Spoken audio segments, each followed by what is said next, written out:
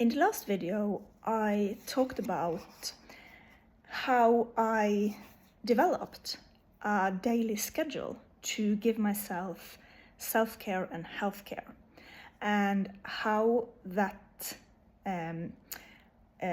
daily schedule developed during the years, and that I started by using the Love Languages app. And after a while it crashed, so I couldn't use it anymore. But I checked it now, and it's called Love Nudge. So it's Gary Chapman's Love Languages made into an app called Love Nudge.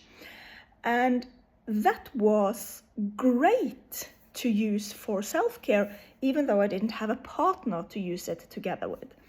And if I had a partner, I would 100% use it together with a partner. But in this video, I will talk a bit more about how I did that for myself, and how you can use that app if it functions for you. It crashed. It crashed for me, so I kind of moved on. But if it functions for you, I will recommend to actually use that app, at least as a starter, and I will tell you here in this video why. Okay, for some years ago on Norwegian Twitter and in the Norwegian public discourse, love languages suddenly became a very popular concept. And because my job, even though I was on arbeidsavklaringspenger back then, and I'm now retired, my job is still to, among other things, keep a track of the popular discourse and what is going on between the popular discourse and the professional discourses. So I bought a lot of books by Gary Chapman and his colleagues, and I don't have everybody here. I think there are some more titles laying around in this house somewhere. And I was reading these books because, as suspected, the most people misunderstand things like this. And most people will not go to a bookshop and buy these books, but will just look at what's online, and they will hear things from their friends and family. And so few people will actually sit down and read these things. And so I did, because it's my job to do. And I found that a lot of people, yes, they were completely misunderstanding what Gary Chapman and his colleagues are trying to say. But I found in this a very, very good basis for giving myself healthcare and self-care and welfare. In the Love Nudge app, I looked at it just now, and in the Love Nudge app, you can make a list of things to do every day, and then you get up these statistics, how many times you have pushed the button for doing that and that thing. And you can, because what I did was that not only did I make a list of things I should do for my own health and for my own well-being, but I also made a list of things I should do instead of doing unhealthy things. So it was a great app for getting my attention away from the things I wanted to stop doing and over on the things I wanted to start doing. So it was a great app for not only remembering and keeping track of what you had done for yourself, but also for actually concentrating on the correct things. So, for example, I had an ex back then, and I was checking his social media all the time, and I will talk more about that in another video. And I wanted to stop checking his social media. So every time I wanted to check his social media, I instead opened the Love Nudge app and just pushed the button for did not check my ex's social media. So it was a very great way of training myself away from the things that was bad for me and on to the things that was good for me. Another example was that my head has a tendency to say all the time, oh, you're a bad person, you're a bad person, you're a bad person. So with the Love Nudge app, I could go into, every time my head started saying you're a bad person, I could open the Love Nudge app and look at the task, tell yourself you're a good person. And then I told myself I was a good person, and I pushed the button for that, and it was registered in the statistics.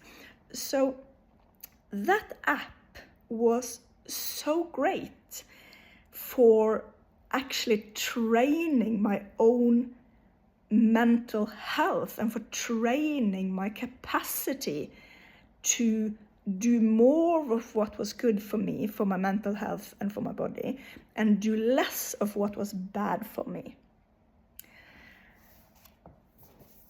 And the love languages, Gary Chapman, he divides it into 5 categories.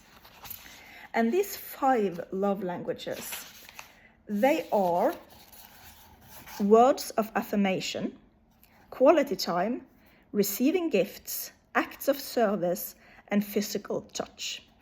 And Gary Chapman and his colleagues, they are saying that even though every relationship shall contain all of these 5, people tend to prefer more of the one than the other.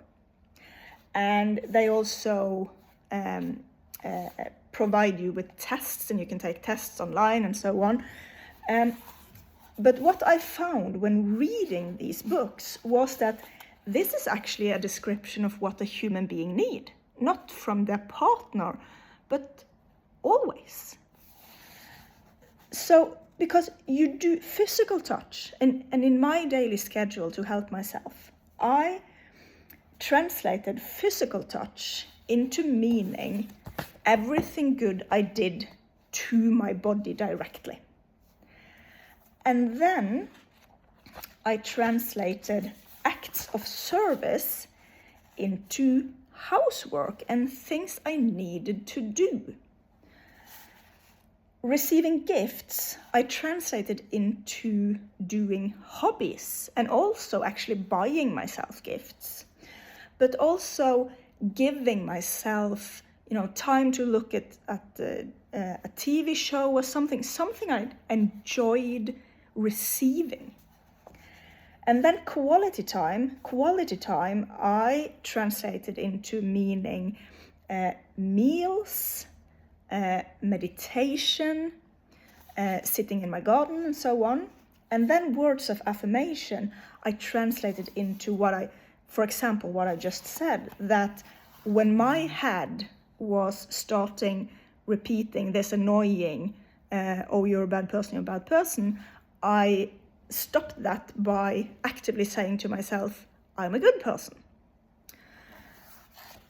And I will go through, because after that app crashed, I made a paper version instead. And the paper version, the good thing about the paper version was, of course, that I didn't need an app to function. I can actually do it on paper.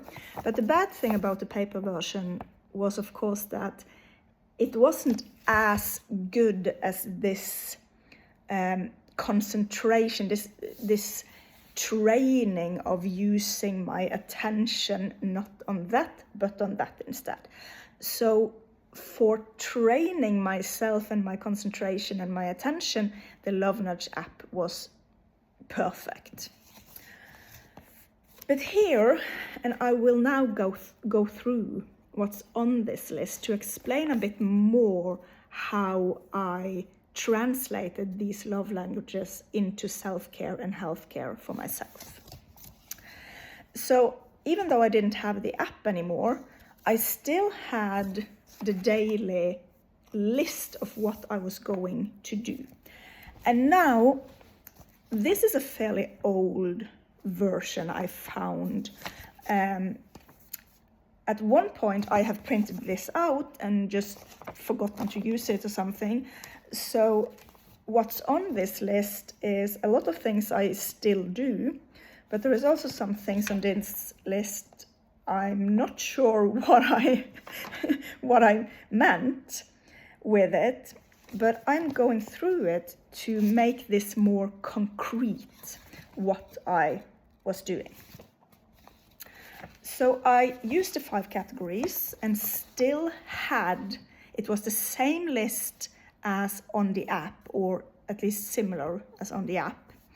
And I still used these color codes so that I could see more easily that I had kind of covered everything a human being need. So up here on the red, that's the gift giving. And what I have on this version is a little gift for myself. And by little gift, I meant actually going out and buying something for myself. And I didn't want to do that every day, but kind of like once a week or twice a month. And then I also had not using money, because saving money is also a gift, right?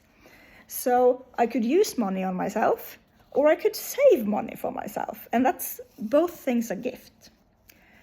Then I had, and I'm not going to go through everything here, then I had sewing and painting and making art, and also making my home beautiful, to redecorate or something, to put up a new painting or something. And also watch nature, that I had as a gift to myself, to just sit still and look at nature outside. Look at flowers, look at trees, look at the stars, and so on, because for me that is a gift. And then I had this yellow, orange yellow here, and that was quality time. So I had breakfast, lunch, dinner in between meal and evening meal. And at this point in time, I had quite severe bulimia. So 5 meals a day was, now I have 3 meals a day. But at this point in time, 5 meals a day was fitting for me. Because when I had bulimia, it was important for me to train myself into actually eating proper meals. And at this point in time, 5 meals a day function best. Now 3 meals a day function best. And then I also had like this point here where I was taking note of if I was actually eating normally or if I was bulimic. And then I had coffee, tea, because when you have anxiety, do not drink too much coffee. And then I also had, where I noted down, what does the brain need? What does the body need? So every morning I was thinking through this, okay, what does my brain need more of today?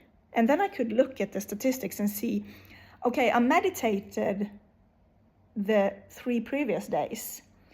So maybe I don't need so much to meditate today. Maybe I need more of being outside today, for example. And what does the body need? Okay, I did not exercise the 3 previous days, so today I should maybe go out for a walk. And I also had singing, whistling, laughing. Laughing is very important to me. Laughing and smiling. And the days I was in a very depressed, bad mood, I still smiled. I still laughed. Because there are things like laughing meditation and just smile. So I just did it anyway. And I tend to, if I smile to myself in the mirror, I tend to become in a good mood. Then I also had meditation, and then I had polyvagal exercises. And I still do those, so I'm going to go through them a bit later. And then I had naming emotions, because back then I was so exhausted and so abused and so my brain was just not functioning. So to name emotions, I don't do that now anymore because I'm kind of back to my old self. But to name emotions every day, to just sit for a while and name emotions coming up was important to me. And then there was spending time with my birds and being out in the neighborhood and spending time in my garden. And then I had this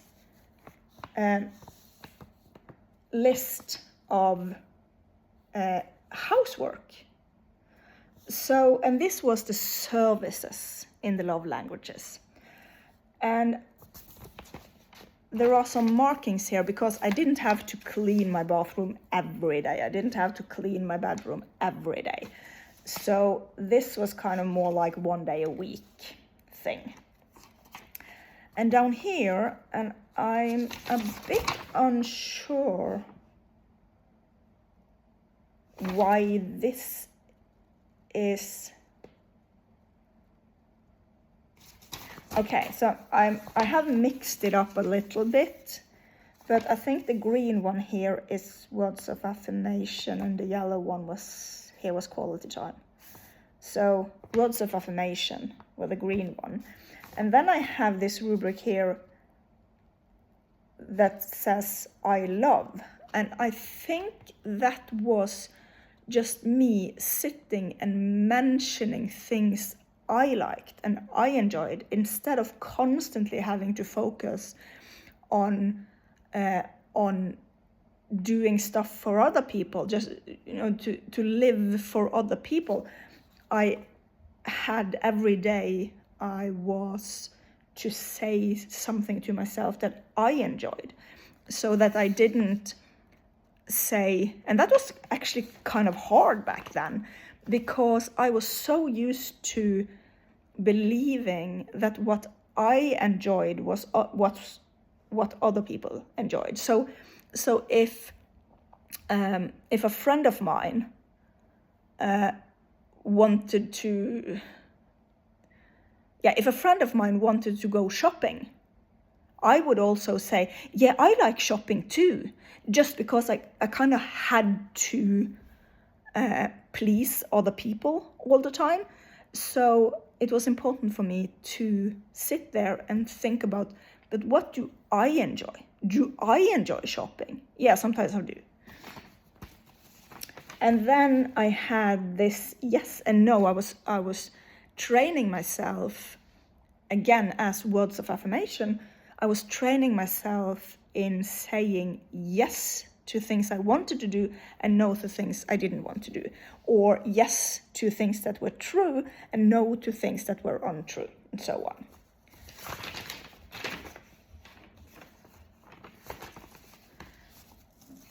And then I also had self-empathy. So I had to, because because seeking empathy from the healthcare and welfare system in Norway ain't gonna work, people. So I had to give myself empathy. I had to sit here in my own home and say, oh, that's a tough thing to go through. Because in the healthcare, I was just given this, that's nothing, why do you cry? I'm very angry. And then I was supposed to say something I was proud of. And then we have a list here, and here is where the physical touch comes in. So physical touch, I translated into being something good I did for my body. And so a normal night that I just had, and that was just, of course I couldn't always decide to have a normal night, But if I had a normal night, if I had a good night's sleep, I could note it down here and look at the statistics. Did I have a good night's sleep? And because that's important for the body. And then there was different kind of massaging myself, just massaging my shoulders, massaging my legs, massaging my feet, and so on. And also different kinds of yoga, sorry, stretching and dancing. So, and training with my hula hoop and different kinds of exercises for my body. And also heat up my body, because I am, and especially back then, I was constantly cold. I was so cold all the time, and suddenly I was too warm because my head and body couldn't communicate. So actually warming up my body was a point in itself here. So I didn't have to go around and freeze all the time. And to brush my hair and to put lotion on my skin. And also going on a bike ride or walk, and daylight and fresh air.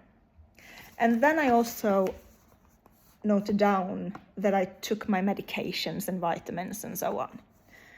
And then as the last point here, I said, and this I filled out in the evening, did I, when I looked at the statistics for that day, did I actually take care of my body that day? And did I take care of my brain that day? Yeah, so that was how I translated the different love languages into healthcare and welfare and self-care for myself. So let me just repeat it. The 5 love languages and the Love Nudge app. It's a great way of taking care of yourself. Even when you don't have a partner, you can use that app if it functions. I have not checked if it functions. It crashed with me. I probably made the list just too long, so it crashed, so be aware of that. Okay, so in the next video, I'm going to go through more detailed my schedule as it is today and the different kinds of exercises and things I do for my body and brain and mental health now. Okay, I hope this was a bit helpful. Bye.